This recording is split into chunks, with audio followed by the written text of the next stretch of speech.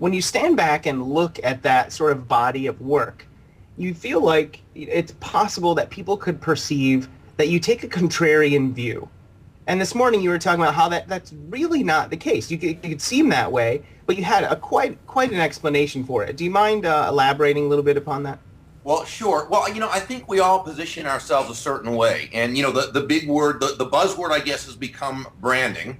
It's certainly something that's been around for a long time. And I just interviewed John Morgan lately, and I think Chris interviewed John lately as well. And he's just fascinating. He has wonderful information on that topic.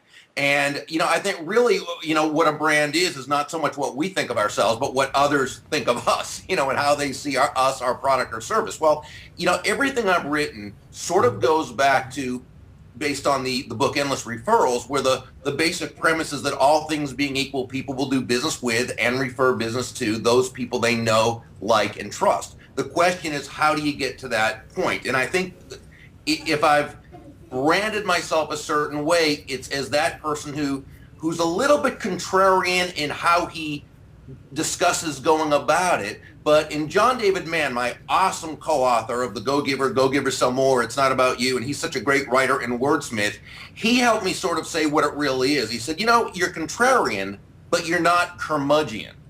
You take a little bit of a different angle at with things, but you don't put people down and tell other people, I'm right, you're wrong, which, a lot of curmudgeons do. Now, I'm not judging anyone doing that. There's people who've just developed superb brands and make a ton of money by being the know-it-all who sort of says, this is how it is, and anybody who doesn't agree with me, well, it's not, first of all, I'm wrong far more often than I'm right. So it wouldn't be good for me to say something like, I'm right, you're wrong, because it's not always true.